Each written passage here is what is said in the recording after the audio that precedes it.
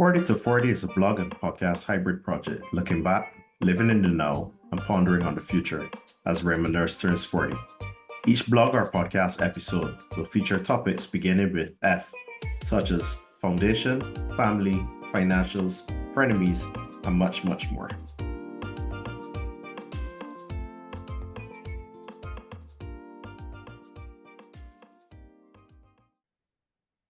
Fashion.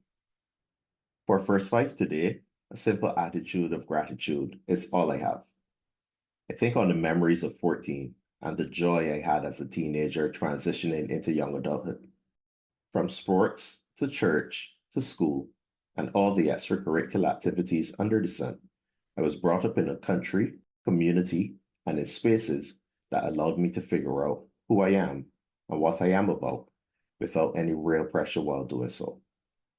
There was pressure in how you performed in your education, but with sayings for everything like, if you fail to prepare, prepare to fail, the onus was on me and no one else to ensure that success was guaranteed. That is one of many great lessons I take with me from these formative years of young adulting. Through it all, I was never alone or left to my own devices, so give thanks to those that helped make 14 and beyond delightful and meaningful. We'll be on today. Fashion is supposedly in the eye of the beholder, but some things just look bad. I have easily been guilty of a few moments, but such is life.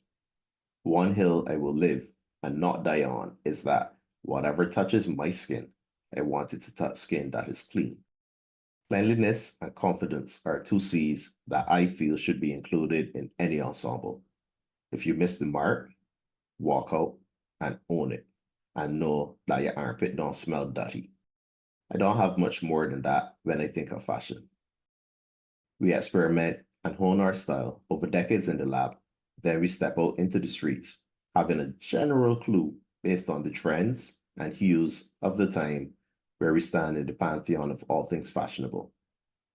I want to be remembered having played it safe while looking good enough to not make the ESPN equivalent of fashion's not so top 10. My style is pretty chill with very tight pants. Very tight pants. When I think of fashion, one of my biggest peeves is the color green. I know, but green is the color life and nature. Well, live and leave it right there in the forest, on the trees, and in the bush. If I could pick one color to be asked from clothes, buildings, vehicles, and everything man-made, green for sure is the one. I own one green track pants and bought it since a close friend of mine had an online boutique and I wanted to support her. And that was the only real item that she had on sale at the time for men. I begrudgingly wear it indoors. So if green is the devil, what color constitutes heaven? Red, duh. Architects are supposed to be decked out in black and looking dour at all times. I didn't know this until years after an accusation of devil worshipping was put upon me by Miss Wendy. If you haven't listened to any other episodes, that's my mama. She looked at me one day and asked, "Why you always wearing black? You just worship the devil?" No, Mom, I don't worship the devil. Well, try and wear other colors then. I then proceeded to expand my color palette to black, white, and red. Later on, I added a few shades of gray, but not as much as 50, and tossed in some blues. As time went by, I realized I also looked pretty in pink, but for sure, red was heaven for me and kept me from heading to hell in the eyes of the boss lady. As I spoke about 14 in the last podcast episode, I spoke about one of my most egregious choices in what was trending. Baggy pants is said choice. It is one of the worst choices I made since I know my Levi's skinny and super skinny number is tall. I made sure to even ask the odd time I go into the Levi's store if anything tighter has come out that I need to know about. For those who look at the picture below of me on graduation day and think, what was he thinking? Head on over to Amazon and search for ankle pants and you're gone clear. You can thank me later. The only thing tighter is a pants called an ex-girlfriend jeans. But enough about the tight boys. I'm going to hop back slightly in time for one of my favorite moments in fashion. The year is 2008, and I had the privilege of producing merchandise for the Barbados Jazz Festival. Unfortunately, it was the last year of the festival, so I had 1 year in casual apparel design. But I got to learn something about screen printing, cotton tees, and a lot of the production. One of the designs I created during that time frame is included just below. I love the production of fashion, so I was stoked to go on a field trip last year in Tirupur, India, to see how Kamazo, a brand out of Germany, put together their garments. We get in all wassy. I have not done a feature in a minute, but it seemed right to use this episode of 40 to 40 to showcase the brand Wassy Collections.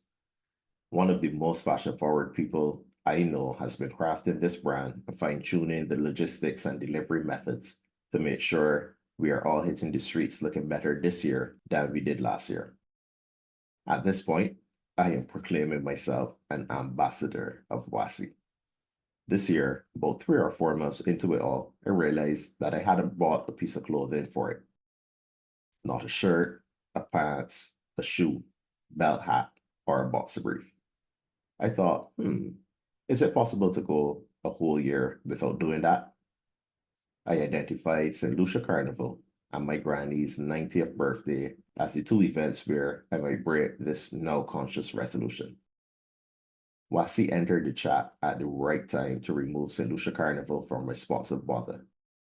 I got a pack of 5 and thought, how cool would it be to wear Wasi exclusively at St. Lucia Carnival, except for the days of Carnival Monday and Tuesday and any Juve events that I end up attending. When you see me in the road, don't tag me alone, because Wasi Collections on my back. As I thought about this episode, I reflected on the fact that I have never owned any luxury piece of fashion. Yes, I know. I too poor for that, and that's okay. I'm glad I grew up clothed sufficiently in life to get to a point where a t-shirt costing $692 is not an item that would make it into my wardrobe.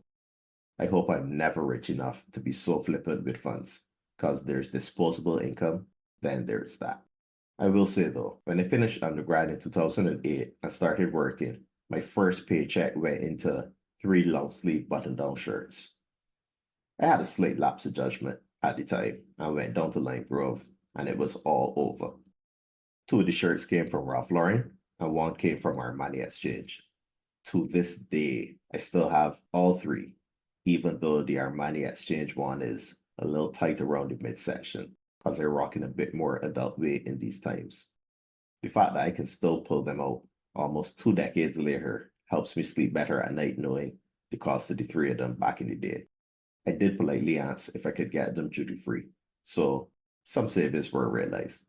One of my absolute favorite memories in fashion growing up is of the Dapper Dans at Queen's Park on Christmas Day in Barbados. You'll have to drop a search on the internet to see how they really used to get down. That's your homework. These lads come out in their Sunday's finest, as debonair and show-stopping as possible.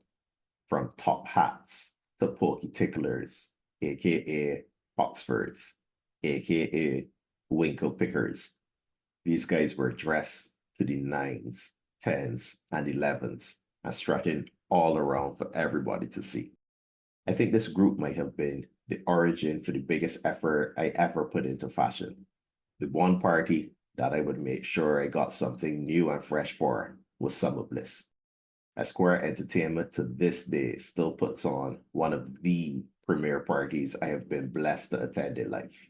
The summer edition was the one for me, and I knew I could put on something nice off, step out, and behave like a pop kite. The height of my Summer Bliss outfits brought me one day to search Google for suspender polo shirts. That was my runway, and I gladly pranced up, down, and all over it, walking up bad. Speaking of the runway, fashion shows tickle me because those are the ultimate in confidence. My limited height has kept me from those spaces, and I'm pretty grateful because, man, there's confidence to pull off a myriad of the looks, and then there's comfort. and I would have had the pissiest face on earth if I was decked out in some of these outrageous outfits. But money have to be met. I had one runway flow, and it was for my locks. This is the second time in life I have sported locks, with the first time being in my undergraduate years in Jamaica. Jamaica is a lot more stylish, and it has a bigger fashion industry than Barbados. And as a result, the lock salon I used to go to was having a showcase highlighting their styles and skills. I would never forget getting a pineapple style done in my hair because I was always ready to help out where I can. In the pineapple leaves of this style, these ladies put 3 or 4 feathers, and I rolled down this catway looking like a Caribbean Lassie the Mohican character. Jamaica had a lot of cool brands like Kuya and La Pluma Negra during the time I was studying there. One thing I learned real fast was don't go in a Jamaican store and ask for baggies. Baggies in Barbados are big shorts, but in Jamaica, it's something completely different. Some might say it's diabolical, but I would just leave it at it's different. I stepped into La Pluma Negra this one time and asked the lady if they sell baggies, because I'm looking to buy a pair of baggies for myself. The lady looked at me like she being trolled, and she said, what you want? I told her, I'm looking to buy a pair of baggies. She said, for who? I said, for me. And I could see at this point she's trying not to laugh and still trying to keep it professional. She said, describe it for me. I did as I was told. She said, a beach shorts that. Apparently, baggies are granny panties in Jamaica. Back in Barbados, we call them bingo bags.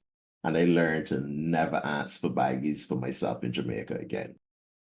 My earliest memory is influenced by photos of my childhood, but I was about 4 or 5 and it was my birthday. I had on a Farmer Brown that was the epitome of a Farmer Brown. It came equipped with all the farm animal songs you could imagine stitched into the actual Farmer Brown. Moo, oink, ba were all present. For my 39th birthday, I took it back to the overalls in my favorite color of red for a themed outing.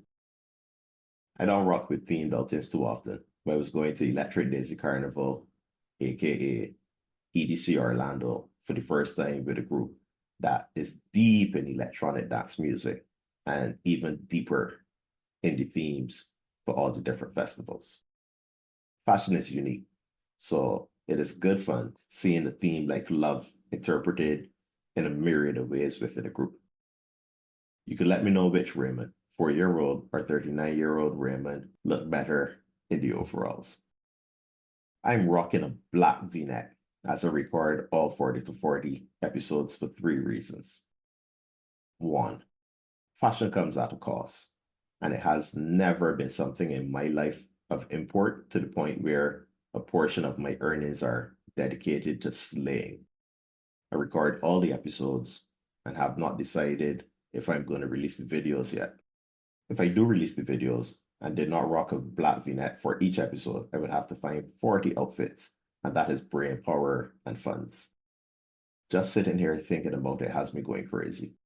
Secondly, this will be the only episode, for now at least, that I recorded something other than a black V-neck. I'll do a promo video so you can get a sneak peek into what I'm wearing, just in case I never get around to rolling out full video episodes of 40 to 40. My third and final reason is because we're halfway through the year. Time is flying up. And having not spent any money on clothes thus far, I thought changing outfits for each recording would entice me into breaking that challenge.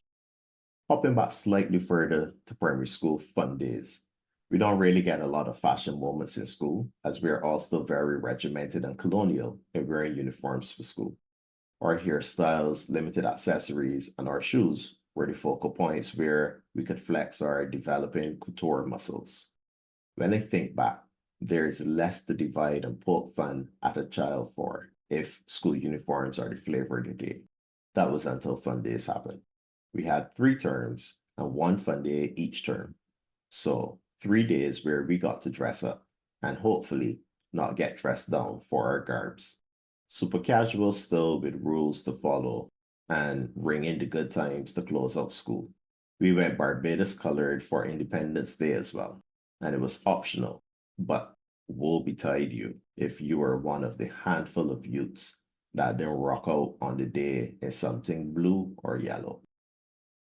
As I close out, I think what the future of fashion looks like for me. It looks even more comfortable and unbothered as it is now. I head into my super senior years of life trying to be as well put together as possible without having to do the absolute most.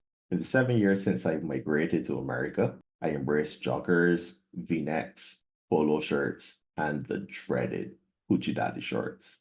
I have my receipts though. I was looking for baggies from my Jamaica schooling days and always love a short pants being nippy and almost nasty, so I'm not new to this. I true to this. I've been told by Ashley that my fashion choices are definitely not Black American, and I'm cool with that. I'm more loafers and less sneakerhead, but as soon as I break my no clothes bought in a year challenge, I looking to buy my first and only pair of Jordans. I haven't decided which ones yet. Make all the recommendations for me, please, and thank you. I challenge you to deliberately go periods of time where you don't spend on material things. Let that creativity pop within your existing wardrobe. At this point in life, I own about 25 odd pairs of shoes, including construction boots, field hockey shoes, football boots, and a few other specialist types of shoes.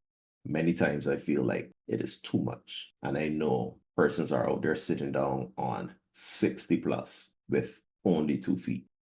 If you ever look at 120 individual shoes and think, maybe this is too much, there is an organization, a co-worker, a family in these times that may need some of that excess. Don't just clear out that closet for another season without considering donating the excess to someone else who might have a dearth and really, really need it. Let go the ego and share some of that high fashion, manners and respect, and stay fashionably fly. The next episode will be a podcast hosted by Ashley Long. Cheers for listening and stay ever blessed, family.